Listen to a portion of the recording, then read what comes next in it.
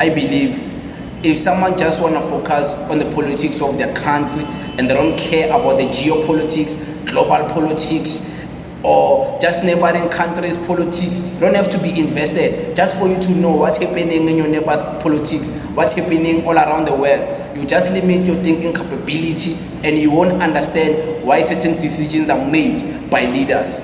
So in South Africa, the South African government has deployed the border management agencies to go and patrol the border of Mozambique, the border that is linking South Africa to Mozambique. And if you don't know why, then maybe you have to do your research. But because I'm so generous enough, I do the research for you. I want to play a clip for you to understand why the South African border management agencies are patrolling at the border of Mozambique. Because in Mozambique, there's a cold war, there's a civil war, people are fighting the government there, and there's a potential for them, they might want to come to our country illegally.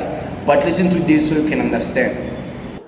The situation is calm at the moment. As you can see just behind me, there's quite a number of officers, police officers that are keeping an eye on the situation. We were told that some time ago, the way Mozambican nationals were trying to cross from the Mozambican side into South Africa, and police had to disperse them. But I reached out to Makonseni Nkosi, who's currently speaking on behalf of the police here in Mpumalanga. He's disputing reports that rubber bullets and stun grenades had to be fired to disperse those people. But on my way here, I could tell that indeed there was some activity. But what is happening is that there's now also members of the army on the ground that are busy patrolling. And when you look into the police, it's not only just those ordinary units. They've just also deployed special units. That is what has been confirmed also by the spokesperson of the police here in Mpumalanga, to say that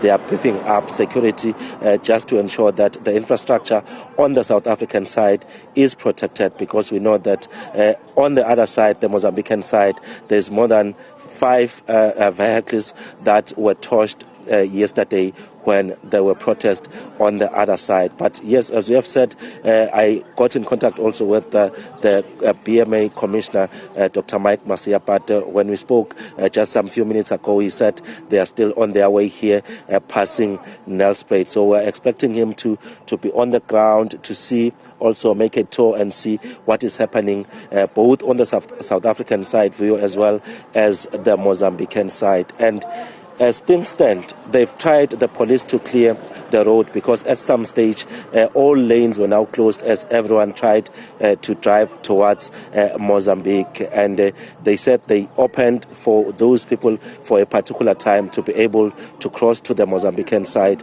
and that is why now it is a bit clear. But those with huge loads, they have been actually directed to park on another road which heads to Eswatini, to make sure that the N4 is clear and there are no disturbances there. So we'll get a clear update when the commissioner arrives here at the border to find out as to whether there are engagements ongoing between him as well as his Mozambican counterpart, because there hasn't been much information coming out in terms of the plan as to what is it that is going to be done to ensure that there's peace and stability, because this is a major corridor for trade between South Africa and Mozambique. Vuyo.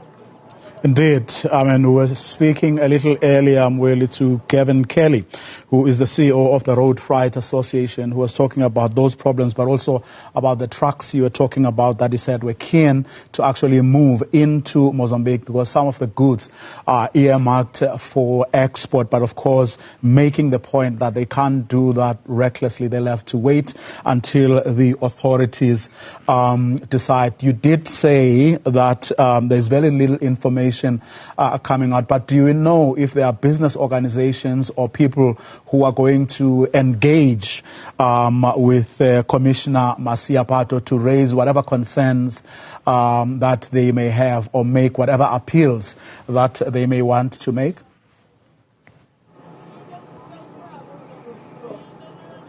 So on the business side of things, you can tell that there's already an impact on the ground. Firstly, at the border, you find that there are many hawkers that are operating here. As we speak now, there isn't many people buying whatever items that they are selling here. We also spoke to the taxi people that are operating here.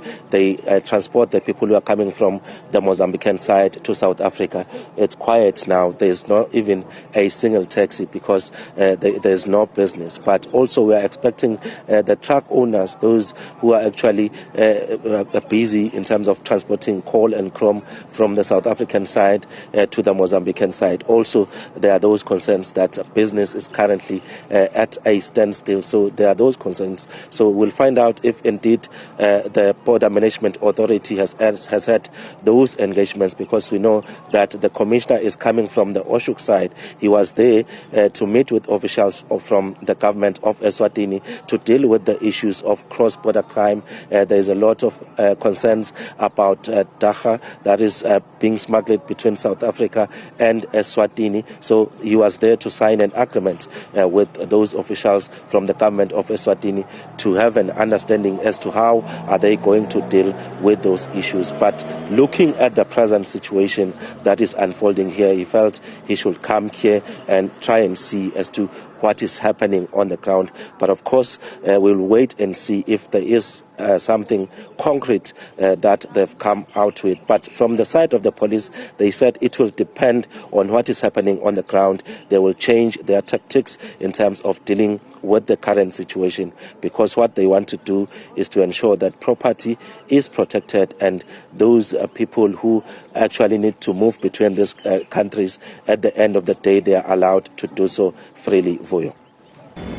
So Nizwile, right, this guy is explaining why the border management is there. They're patrolling the border because they don't want the potential flee of many people coming from Mozambique, trying to flee what's happening in their country, trying to flee the government of their country taking advantage of them, rigging elections and creating a very senseless situation in their country. South African government, of course, I'm sure even Home Affairs is working with them, even police, they're working, even security agencies, they're involved, trying to patrol the border that is linking Mozambique to South Africa, trying to make sure that South Africa doesn't suffer the influx of Mozambicans, illegal Mozambicans to be precise, who are going to be running because of what's happening in the country, coming to South Africa, checking a truck, checking everything. Hey, are you not interacting with illegal things, illegal people, things like that? Because what's happening in Mozambique, there's a high possibility and a potential of many Mozambicans coming to South Africa illegally. Whether we like it or not, there's a high possibility that might happen. Because you remember when people of Zimbabwe, they were unhappy with the ZANU-PF rigging elections and things like that.